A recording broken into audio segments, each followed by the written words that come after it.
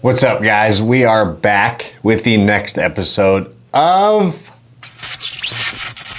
Watching Ball Like a Ball Player. So you gotta let me know which little intro graphic you like better. So, hey, if you see any movement behind me, it's just my pup back there. I put his bed back behind my desk here so he can hang out with me. His name's Moose. So I'm sure a lot of you guys may see Moose at some point throughout the summer. He is the official mascot of US Elite Baseball.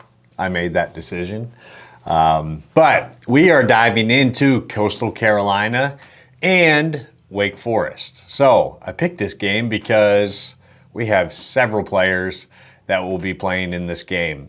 We have 3 or 4 at Coastal Carolina and 2 or 3 at Wake Forest.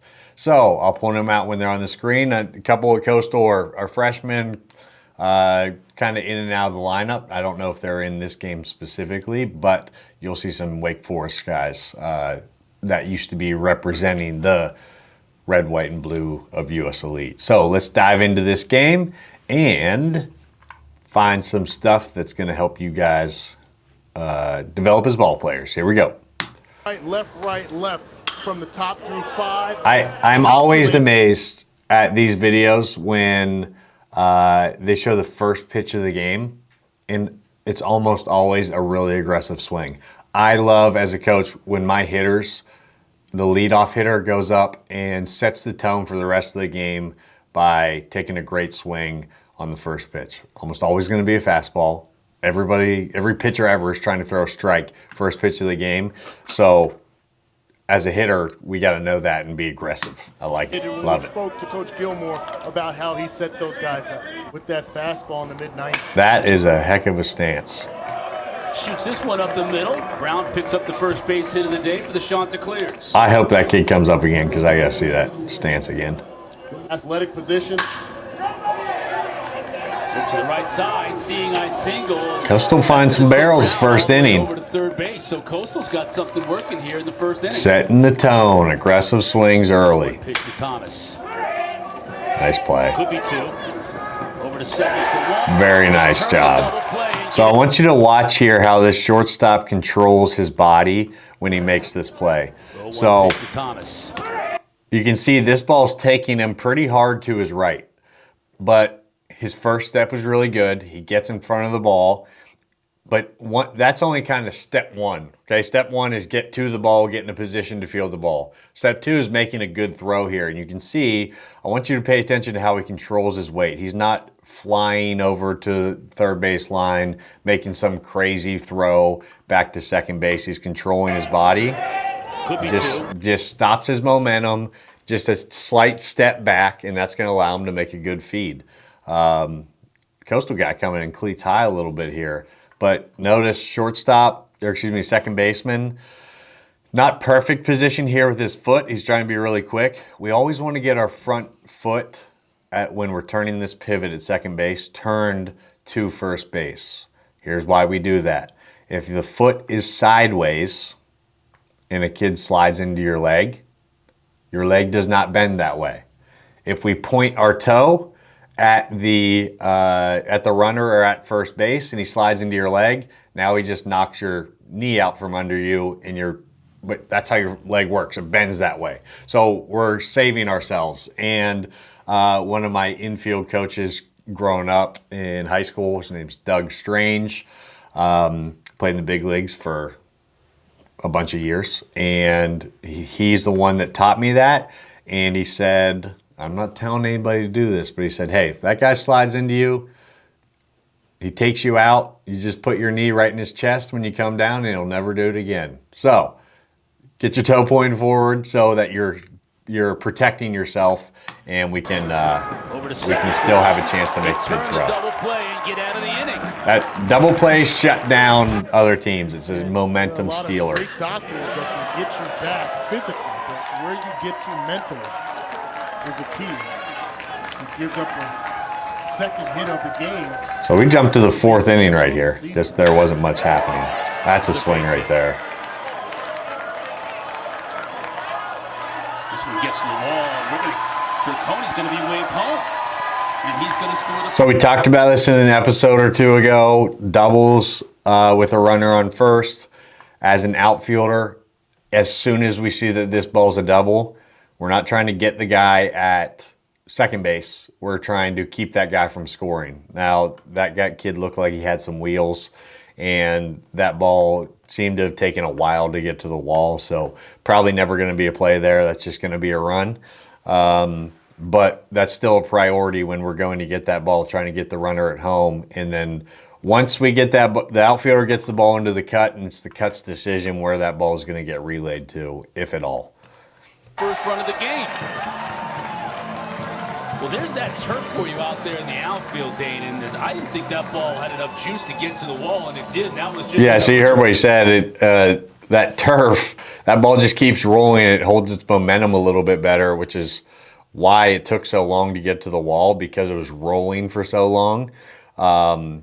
And in grass, that ball probably slows down. So again, something to know as a defender, and really just when you're playing on turf fields or compared to playing on grass, that ball's going to react different when it's in the grass or in the turf. For Coney to turn on the jets and get home.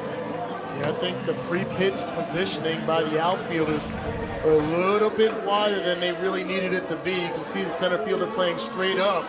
A lot of real estate out there, and that ball just skirts. He couldn't have hit that in better position. And he bobbled the ball too. I didn't see that. On the warning track opens the door for the easy score of Turconi going against the dangerous part of the lineup. U.S. Elite, Adam Cesare, 0-2 RBI base hit. I love to see that. So Adam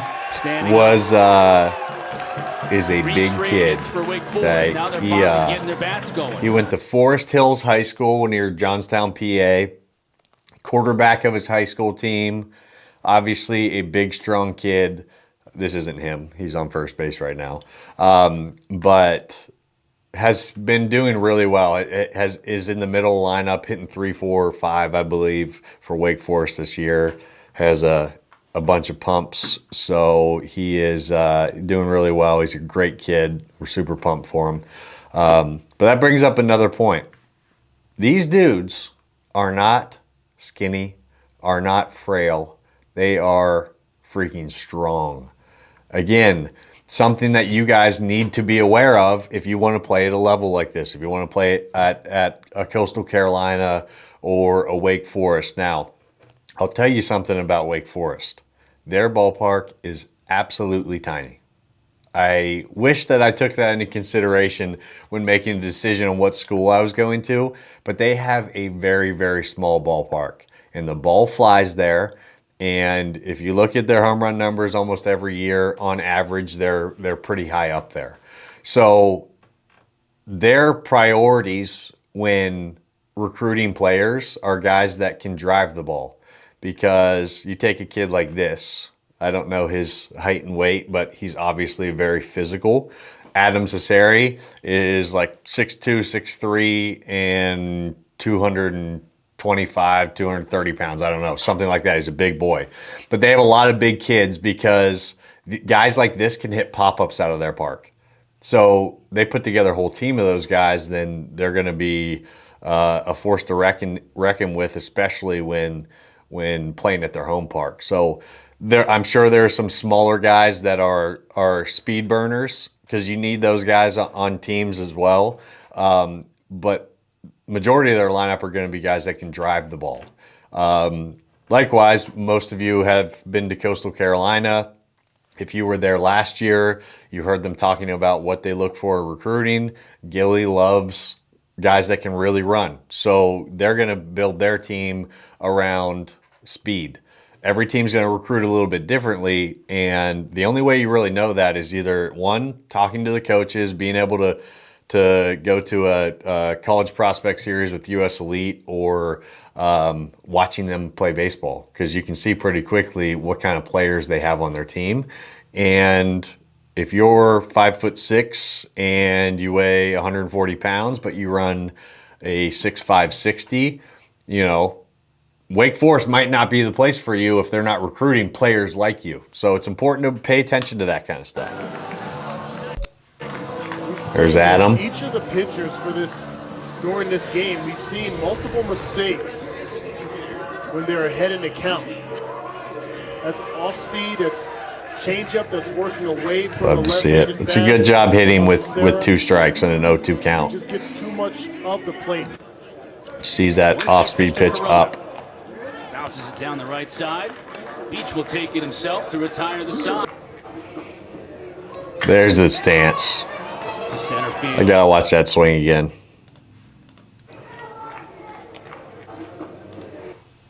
That is wild. Hey, and I think it's a good example. I know some kids in our organization had brought up Georgia Tech to me, how they have a hitter, and he's one of their best hitters that has a crazy stance. Can't remember his name. Hopefully I'll do a Georgia Tech game here soon. But the position you start in and your stance, that's what I call your style.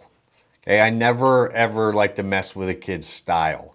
Now, every hitter needs to get to very specific positions, and I know that because when you break down all big leaguers and you put them side by side at certain points in their swing or their loading process, they are very, very similar. Slight variations, but as far as where your hands need to be, where we're connected as that foot's coming down and we're making a decision on our pitch, we'll call it our launch position.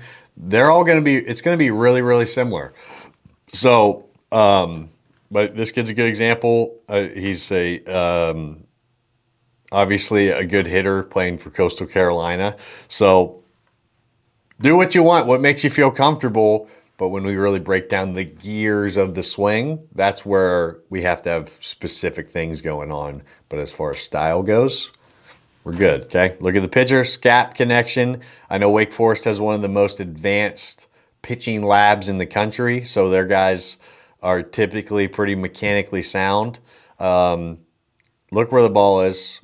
Ball is up. Hips are starting to turn. Shoulders are turning after the hips, meaning we have hip-shoulder separation, and that arm is staying in the scap for a long time. That's really, really good right there. To center field. Location-wise, not great, though. Over his head, off the wall. They're going to give it to him? McDermott is going to score. Now we'll get Oh, this is great. Umpires say it's going to be a ground rule double. Okay, this is great. So, in a situation like that, you're a base runner. Okay, let's just say that you saw the ball bounce up over the fence and hit the batter's eye like it just happened there. You keep running no matter what, because, and I know you guys have all seen this, sometimes umpires make bad calls. And if the umpire didn't see that and he doesn't call a ground rule double and the center fielder's out there going like this, then you just keep running, you score. If the umpire doesn't call it, then you just scored a run that you probably shouldn't have gotten. That's not cheating, that's just smart baseball and understanding the situation. And they'll always just send you back to the base you're supposed to be at if they did recognize it as a ground rule double, but we always run. I hit an in-the-park home run in summer ball because the ball apparently rolled under the fence and the kid raised his hands up like this, and then he picked the ball up. He reached under the fence and grabbed it. I just kept running. I scored, and they said, "You just picked the ball up, so we can't call it a ground rule double or out of play." And I got a home run on my stat sheet for that. So keep that in mind. Batter's eye behind the home run fence in center field. Bounced off of that black And then tarp you're going to send him back. White is going to have to go back to third. You're saying, Coastal what do you mean, man? I didn't see it hit the batter's eye. Hit the fence. Double from Eric Try to Brown. sell it a little bit. Ooh, crossed him up. Gets away from Tinsman. Runner's going to break from third and score. Let's see if the catcher goes talks to his pitcher, if they show it here. That was close. He should, yep, because Excellent base running by Austin White. I believe he crossed You're him right. up. Let's see. It's a high fastball up and in. Yeah, he was going down like it was a breaking Tinsman ball. thought maybe it was And gonna you see that happen more frequently glance with a runner off on of second Lucky, base because they're switching took up his their eye signs. off And of if it and then there's couldn't just some find it. miscommunication Got it up at two, and let's as far as which set, because in college, you're going to have 3 or 4 different sequences that you're using, and you obviously know what those sequences are, but it's easy to sometimes, pitcher thinks it's sequence 1, catcher thinks it's sequence 2, and then you get crossed up and you give up a run, the tying run, because of that. So just that can't happen, and I promise you when they get back to the dugout or after the game, they will be hearing about that because that's a big run. Let's not forget Eric Brown with great speed is over there at third base. Lucky sends it over to shift the there. right side, and that's going to be enough to bring the run home. Goes to Carolina now. That is a good piece of hitting. It's not always about doing the cool thing. It's about doing the smart thing. Ground ball gets past the pitcher is going to be a run, and they just went up 3-2 because that hitter wasn't trying to do too much. He was just trying to get a job done, and he executed. And now his teammates are picking him up for it because they get it. Stepping in, bases are empty now, and Thomas pounds this one to shortstop. Coney over to Kurtz, who draws him off the bag. He'd be an athlete first. To the third out of the inning. For the fourth, scored a run. Oh, sorry. One more thing. We got a lot of stuff in this game. Okay. We never dive into first. If some of you guys saw my TikTok, I told a story about my most embarrassing moment where I dove into first. Go watch that on TikTok if you haven't seen it or don't know what I'm talking about. Okay, but when we do dive into first is this situation. Now, first base coach they typically have I know on some teams that I played on, if the first base coach sees that ball going high, so the first baseman's going to have to jump, he takes a knee to protect himself and to let the runner know that that ball is going up. Because now he can slide into the bag. Now, the first baseman made a great play here. But if he just stays standing up, then he's easy to tag. But when the first baseman's jumping up to the ball, that's when we do want to slide into the bag because he's going to have to tag you. And if we're down on the ground, he's jumping up, then it's going to be much harder to make that tag. So he tried there. It was a little late, but really athletic play by the first baseman. In the fourth, scored a run, steps in. There's the little ballpark, 300 down the right field line. That's the dude I was talking about. There's a giant.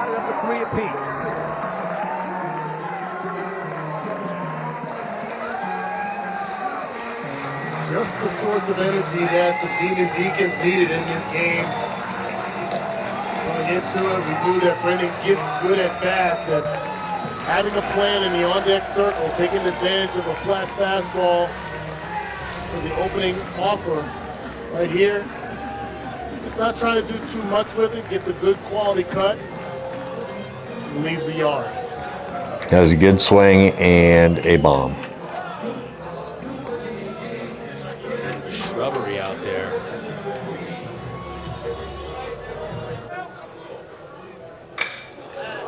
Boy, Adam.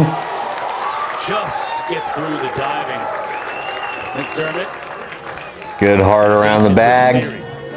Do you think Adam only started playing like that when he got to Wake Forest? No, he's always played that, and that's why he's at Wake Forest. 2-0 pitch. Up the middle, base hit. Rounding third comes Cesario. Throw goes to third. Wake Forest takes the lead.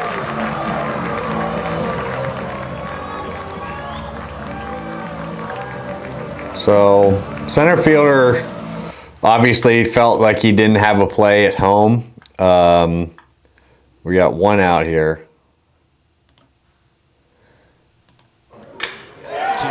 And that ball, you know, that is a great read by Adam here. He knows where the outfielders are, which is why he got that jump. That ball was hit, you know, far enough that I think there's a lot of base runners, especially I see at the high school level, they don't know where the center fielder is. They turn around to make sure that ball is going to drop first. The second that ball was hit, Adam is moving.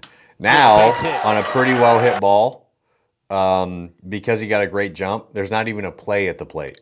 So he scored that because he got a great jump, because he knew where the outfielders were. He read that ball that was over his head, over the shortstop's head, and made a great read. And then center fielder not trying to do anything crazy, just keeps the runner at second base, keeps the hitter at first base by throwing it to third.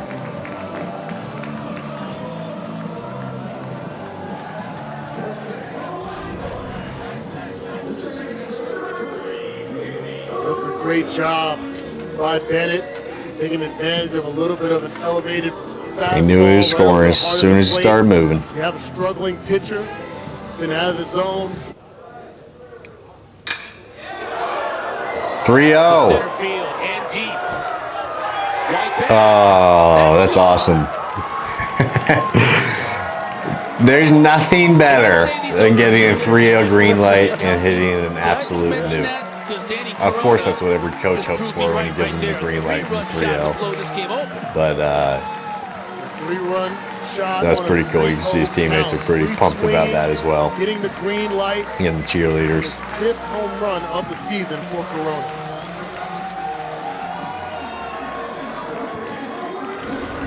Love that approach. A fastball right down the heart of the plate. Good swing. His head down, good balance. Drives it over the center, left center field wall. Dana, I was going to ask you about. Another one. He takes a cut at this to right field, and that's deep to the wall. I told you the ball flies here. He kind of popped that up a little bit. So there's a little smaller guy on Wake Forest team. First home run of the year. First home run of the year. So I would imagine that he's one of their guys. So you can tell a lot about a kid by how their teammates are reacting when they do something good. You can see how fired up their teammates are for him. He's apparently not a power hitting guy, so that makes it a little more fun. But they're pretty fired up. That's cool. Showing some power.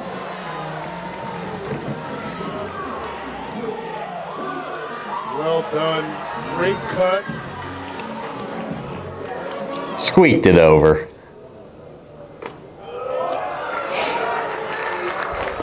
Wilkin earns a walk. 2 outs. Wake Forest puts yet another base runner on for Michael Turconi. Michael Turconi is one of our guys. Here to right field. Underwood coming in.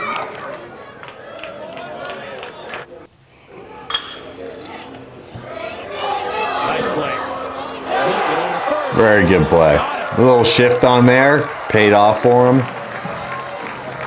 I think that's the leadoff hitter, so that was a really good job of getting rid of that ball quick, knowing who the runner is. Left field. To the wall and gone. What'd I tell you? Tiny little ballpark. Not taking anything away from Wake Forest for playing here. They're legitimate. They beat really good teams at other teams' ballparks too. But their ballpark is small. That's a fact. And they recruit guys that are going to be able to hit there. We see that ball. I mean, that is a pop-up at most fields. Just keeps traveling. Initially, you thought pitcher. What the heck is that guy doing there? You hate to see that as a hitter. I'd be so frustrated if I hit a ball like that. I mean, look at that. That's a base hit. I would say 100% of the time, but apparently not because the shortstop's playing right behind the bag. So that's pretty unfortunate for my man for Coastal. They have something now, and I'm forgetting the name of it. Coastal Carolina actually showed it to me. It's an incredible database online that all these teams use now. And they have videos. Every game that has been on TV that any of these teams have played for, the videos get broken up by player. So Wake Forest can go to Coastal Carolina's scouting report, click on every single player in every at bat that they've had is their videos of it. So that they can form incredible scouting reports at the college level now. I mean, I finished up playing in college in 2017 and I'd never heard of anything like that. So it's advanced very rapidly. Like I said, when we were at Coastal last year, I was in the press box with their coaches and they were showing me this and they were just pulling up all different teams and their scouting reports. They have spray charts and their batting averages in different counts for every single hitter. So that's how they know to shift these guys in these certain places. They're just playing the odds and what they see in the scouting report. Right field base hit. That ball's crushed too. I saw a stat from, I believe, from Wake Forest Twitter page that was talking about how many balls they've hit, 95, or it might have even been like 105 plus, and it's a crazy amount of balls. So again, small ballpark, they still crush the ball. They really do. Got him swinging. Garrison will throw over to Beach. Race goes upstairs and gets Ball game. the redemption for Wake Forest after dropping their game back on March 8th. So you guys, you can see here, wheels. Highly suggest that you subscribe. This is where I'm watching almost every single video or doing all these watching ball like a ball player. Recap of that game. Why did Wake Forest win the game? Well, they pretty much outslugged them, I would say. Coastal had 7 hits. That's good enough to win most ball games, but when you give up 8 runs, you know, you don't really expect to win many ball games when you give up 8 runs. I would say the difference maker there was, it seemed to me like Coastal had more walks. They were getting behind more hitters, and when you do that, the hitters find more barrels. And when you find more barrels, you get more hits, driving more runs. That's the name of the game. I didn't really see too many things that I would say was just bad baseball or bad execution. Both teams played fairly clean aside from the walks from Coastal. And that's the difference in these games. A lot of times just getting more free bases than the other team. And then our bats, you know, think about what a walk is. How do we score runs? We get runners into scoring position. That's how you score runs. So if you give the other team a free base, walk 2 guys in a row, now there's first and second, you got a runner in scoring position. Now a bloop single scores a run. So they don't even have to really earn it. Like, as good teams make the other team earn their runs. They don't, and I'm not talking like earn the runs as in the sense of the box score, how many earned runs you gave up. I'm talking about they have to work. They have to string together hits. They have to have really, really good at bats to move runners around the bases and score runs. So that's baseball at a high level. And I enjoy watching teams like these, especially when we have U.S. elite players there. And we're going to have 2 more next year. They're going to be freshmen at Coastal Carolina, Jacob Morrison, and right-handed pitcher, and Mason Morris, a catcher. So it's going to be really fun to watch those guys. They're great guys, great players, great kids. So you young kids out there, you know, look on our website and see some of the older U.S. elite players that are committed to go play at some schools that you think you'd love to play at someday. Follow them on Instagram or whatever social media that you might have. You know, DM those guys. I promise you, these guys in our organization, even like in Adam Cesare playing for Wake Forest, follow these guys. And if you have questions, I guarantee you they will get back to you and answer questions you have and just offer any help that they could possibly offer you. So they're great kids, and we're super proud of them, and blessed that they chose U.S. Elite to come through our program. And I'm really excited to watch them as their careers go. So, but you young guys, be following these guys. They were just in your same shoes not too long ago. So, all right. That is episode number 4. Yeah, number 4. I'm doing so many of these now that I'm starting to forget. Of watching ball like a ball player, and I will see y'all soon. Thanks.